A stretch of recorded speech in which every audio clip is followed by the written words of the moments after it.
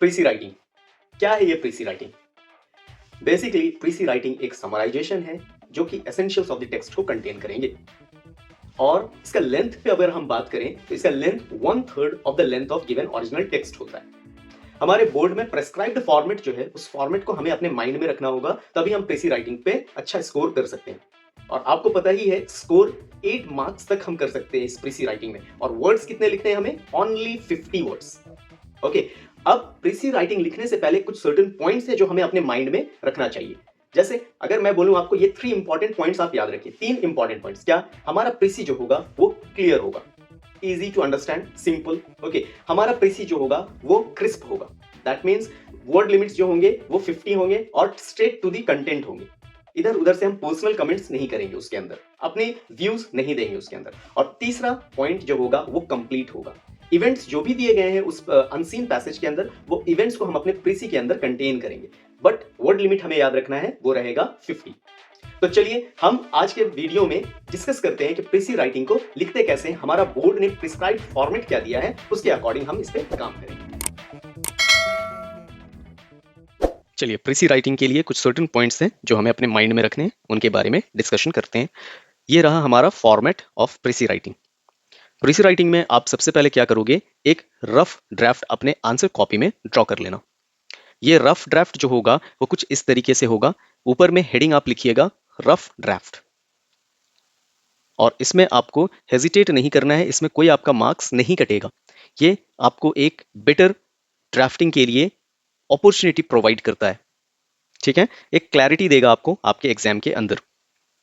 Next अब क्या है, हमारे पास रफ ड्राफ्ट प्रिपेयर हो गए। इसके लिए हमें क्या करना होगा, एक अपने कॉपी के अंदर 5 रोज क्रिएट करने होंगे, ठीक है। और इस तरीके से हमारे पास कॉपी में तो लाइंस ड्रॉ किए हुए रहते हैं जो कि हॉरिजेंटल होते हैं। सिर्फ और सिर्फ हमें क्या करना है, वर्टिकल लाइंस जो है वो ड्रॉ कर लेना है। अब आप देखो, ऊपर से नीचे वर्टिकली 10 कॉलम्स क्रिएट हो गए और हॉरिजेंटली 5 रोज क्रिएट हो गए। तो हमारे पास क्या हो गया, 5 रोज इंटू 10 कॉलम्स, टोटल हमारे पास कितने हो गए, 50 वर्ड्स। और आपको अगर याद होगा तो हमारे आईसीएसई बोर्ड के प्रिस्क्राइब्ड फॉर्मेट में हमारे पास 8 मार्क्स के जो प्रीसीज राइटिंग आती है उसके अंदर हमें कितने वर्ड्स यूज करने होते हैं, ओनली 50 वर्ड्स, है ना। अब क्या है, हमारे ईच बॉक्स के अंदर एक वर्ड जाएगा, सेट करेगा। ओके, और याद रखिए अगर आप केवल अ भी लिख रहे हो या एन भी लिख रहे हो या द भी लिख रहे हो या इज भी लिख रहे हो, तो ये नहीं सोचना है कि इसे सिंगल नहीं लिखेंगे, ये सिंगल ही जाएगा। ये एक बॉक्स है, मतलब एक वर्ड इसके अंदर आपको कंटेन करना है। क्लियर है।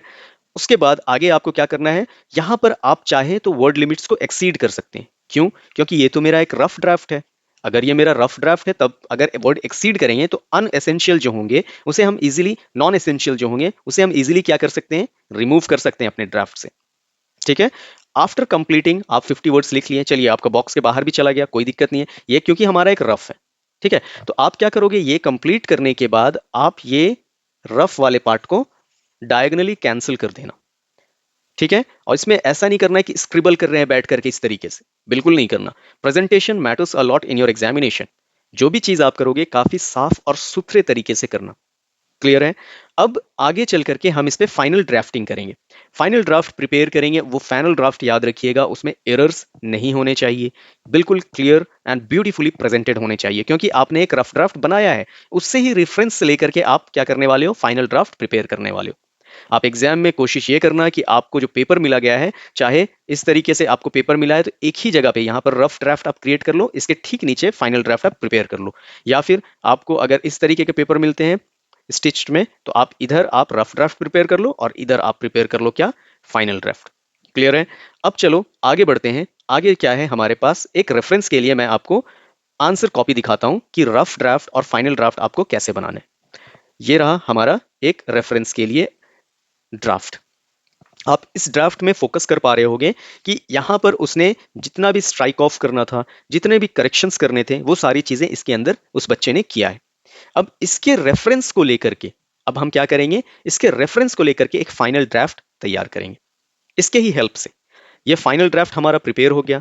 इसके अंदर सारे इंपॉर्टेंट याद रखना, आप जब भी बना रहे हो प्रिसीज राइटिंग, आपको इंपॉर्टेंट कीवर्ड्स नहीं छोड़ने हैं, आपको इवेंट्स के फ्लो जो हैं उन्हें कैरी ऑन रखना है, और अपने कोई भी पर्सनल व्यूज जो हैं वो प्रीसीज के अंदर नहीं डालना है। ठीक है, अब क्या है, ये तो आप कैंसल आउट कर चुके होंगे हॉरिजेंटली। ठीक है, एक बार स्ट्राइक दीजिए और खत्म, उससे ज्यादा आपको कुछ नहीं करना है। Remember, do not scribble there. ठीक है, आप पेंसिल से भी कर सकते हो या ब्लैक पेन से भी कर सकते हो। बेस्ट है आपको प्रेजेंटेशन स्केल रखिए और डायरेक्ट ऐसे ड्रॉ, लाइन को एक ड्रॉ कर दीजिए। ठीक है, अब क्या है, इसमें एक चीज कमी है, वो है कि इसके अंदर टाइटल जो है वो मिसिंग है। ठीक है, तो आप क्या करोगे, अपनी जो भी प्रीसी लिख रहे हो उस प्रीसी के अंदर एक सुइटेबल टाइटल जरूर मेंशन करना। आपका जो भी प्रीसी होगा वो काफी सिंपल लैंग्वेज में होना चाहिए। याद रखो, मैंने आपको स्टार्टिंग में ही बोला था, आपके पैसेज में प्रीसीज में 3 C's होने ही चाहिए। क्या क्या है वो? फर्स्ट प्रीसी में, फर्स्ट पार्ट में मैंने बोला था कि उसे क्या होना चाहिए, क्लियर। सेकंड में मैंने बोला था उसे क्या होना चाहिए, क्रिस्प। और साथ ही साथ फ्लो जो है वो नहीं टूटना चाहिए, उसका कंप्लीट सेंस पैसेज का इसको पढ़ करके आ जाना चाहिए किसी भी रीडर को। ठीक है, अब नेक्स्ट इंपॉर्टेंट पॉइंट जो आपको याद रखना है वो ये है कि आपका प्रीसी जो है वो थर्ड पर्सन में होना चाहिए, that is he, she, it और दे के फॉर्म में। ये इनडायरेक्ट स्पीच के अंदर होना चाहिए। इन्वर्टेड कॉमा इसके अंदर मत यूज कर देना, एक समझने के लिए मैं बोल रहा हूं, इन्वर्टेड कॉमा, इनडायरेक्ट स्पीच नहीं होना चाहिए, सॉरी, डायरेक्ट स्पीच नहीं होना चाहिए। आपको इसमें किसमें फॉर्म में लिखना है, इनडायरेक्ट फॉर्म में लिखना है। और नेक्स्ट पार्ट जो है वो पैसेज जो फ्लो मेंटेन किया अपने टेंस का स्ट्रक्चर, वो उसी पास्ट टेंस के फॉर्म में होना चाहिए। ठीक है, सेंटेंस के अकॉर्डिंगली आप पास्ट परफेक्ट, पास्ट कंटिन्यूअस जो भी यूज होगा पास्ट फॉर्म को यूज करेंगे। नेक्स्ट क्या है, पर्सनल रेस्पॉन्सेस आपको वहां पर बिल्कुल भी नहीं देनी है, आप ऐसे नहीं लिख रहे हो। ठीक है, अब क्या है, आपके फ्लो ऑफ इवेंट जो है वो भी ब्रेक नहीं करने चाहिए। आई होप यहां तक आपको समझ में आ गया कि प्रेसी राइटिंग क्या है, वर्ड लिमिट्स क्या है, और हमें कैसे अपने फेयर और रफ ड्राफ्ट को प्रेजेंट करना है। यहां तक अगर आप कर लेते हो तो आपको 8 मार्क्स मिलने से कोई भी नहीं रोकेगा। हाँ, एक चीज आपको याद रखना है कि आपका फ्लो जो होना चाहिए वो बिल्कुल भी कंटिन्यूएशन में होना चाहिए with reference to the passage which is given, and it should be clear and crisp.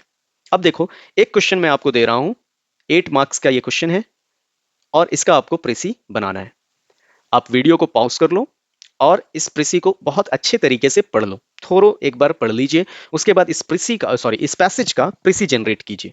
Video को पॉज कर लीजिए, उसके बाद आप थोरो एक बार पढ़ लीजिए और फिर इसका प्रीसी जनरेट कीजिए, दोनों फॉर्म में, एक फाइनल ड्राफ्ट और एक रफ ड्राफ्ट। रफ ड्राफ्ट पहले बनेगा, फाइनल ड्राफ्ट बाद में बनेगा। देखिए, always remember, practice is the key.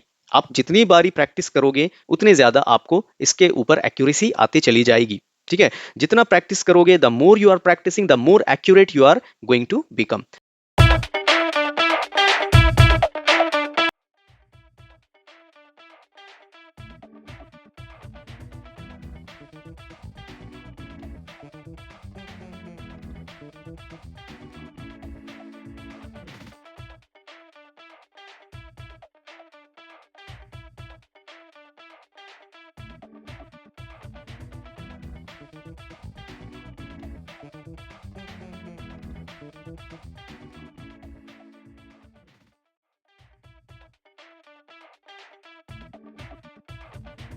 Answer को मैच कीजिए, हो सकता है आपका आंसर डिफर करे, बट इस तरीके के फॉर्मेट में होना चाहिए कि आपको पढ़ करके वो पूरा का पूरा पैसेज क्लियर हो जाए।